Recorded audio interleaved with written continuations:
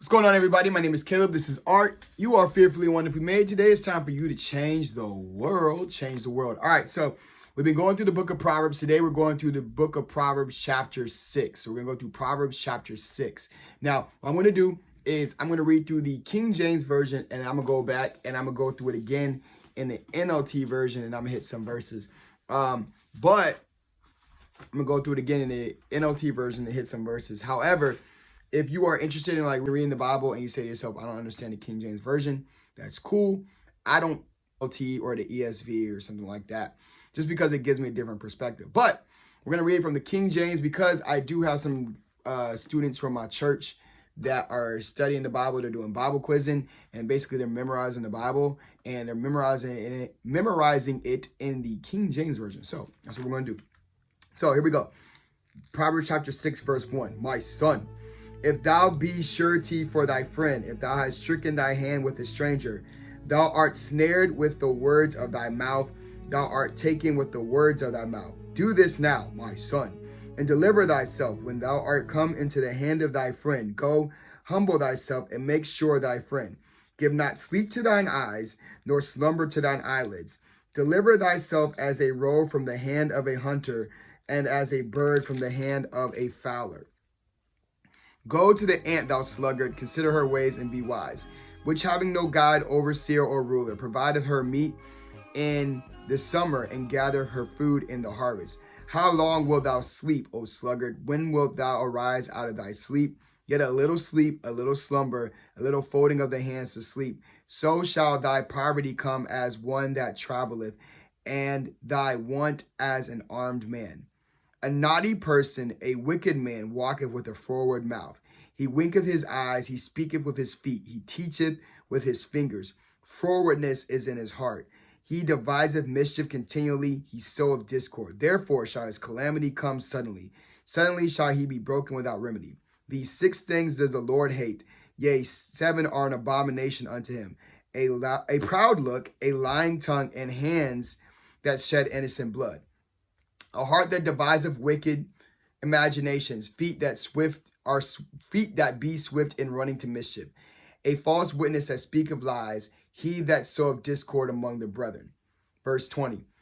My son, keep thy father's commandment, and forsake not the law of thy mother. Bind them continually upon thine heart, and tie them upon thy neck. When thou goest, it shall lead thee. When thou sleepest, it shall keep thee. And when thou awakest, it shall talk with thee. For the commandment is a lamp, and the law is light, and reproofs of instruction are the way of life. To keep thee from the evil woman, from the flattery of a tongue of a strange woman. Lust not after her beauty in thine heart, neither let her take thee with her eyelids. For by the means of this is the Bible, whorish woman, a man is brought to a piece of bread, and the adulteress will hunt for the precious life. Can a man take fire in his bosom, and his clothes not be burned? Can one go upon hot coals, and his feet not be burned? So he that goeth into his neighbor's wife, whosoever toucheth her shall not be innocent. Men, do not despise a thief, if he steal to satisfy his soul when he is hungry. But if he be found, he shall restore 7-fold. He shall give all the substance of his house. All right, and then it keeps on going on and talks about jealousy and adultery. All right, so that was 3 minutes and 58 seconds of Bible reading. Anyways, so here's what we're going to do. We're going to look at it real quick in Proverbs chapter 6. We're going to look at Proverbs chapter 6 in the NLT version as well. And I'm just going to point out some cool things about it. All right, so Proverbs chapter 6, right? First of all, we know it says, my son, right? So it's our lessons in your daily life. And he's basically saying, hey, when you're working with people, don't put yourself in a position where you owe anybody anything. So Proverbs chapter 6 basically says, don't put yourself in a position where you owe anybody money, right? Don't get yourself trapped up in owing people money.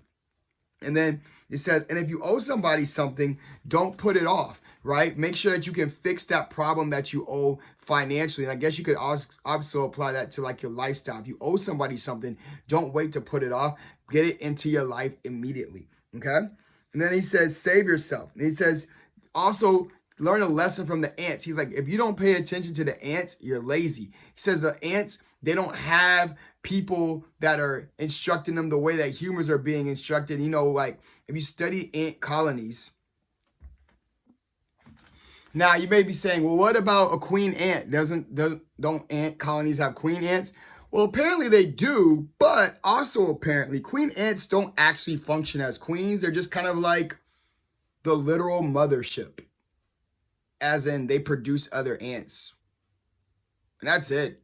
They don't really call the shots. So the Bible is actually correct in this text when the Bible says,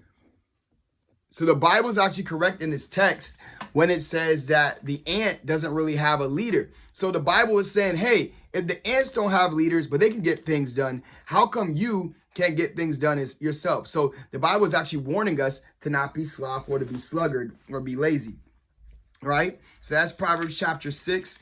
Moving on in Proverbs chapter 6. My Bible pages got stuck together. Moving on in Proverbs chapter 6. It says this, it talks about, just sleeping in too much. Now, this is something that when I'm on break, I have to deal with. You don't want to sleep in too much. Like, you want to get rest, but don't just be sleeping just to be sleeping, right?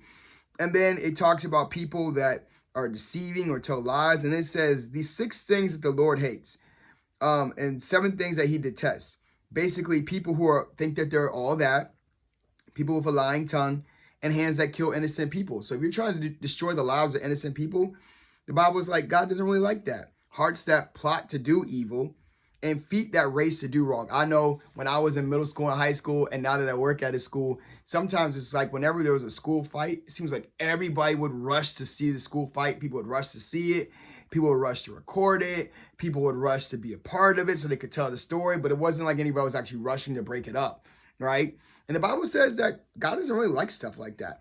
And also says a false witness who pours out lies, so somebody who lies all the time, and a person who tries to split up families. It says the Bible says God doesn't like that either. And then the last thing is more so for my college age guys. It talks about staying away from basically adultery, or being involved in adultery, or trying to take somebody else's wife. And the Bible says it's actually better to be a thief than to be an adulterer, which is type wild because that's not what you would think the Bible would say. But it says, hey, listen, man, there's no excuse for messing with somebody else's wife. And that's pretty much how the book of Proverbs chapter 6 ends. So there's that one. So hopefully you are staying with me on this voyage through the book of Proverbs. I know it's kind of stagnant, but reading through the Proverbs is going to help you with your everyday life. And so it's helping me get better. I hope that it's helping you get better as well. That about it. My name is Caleb. This is Art. You are fearfully and wonderfully made. So go out there and change the world.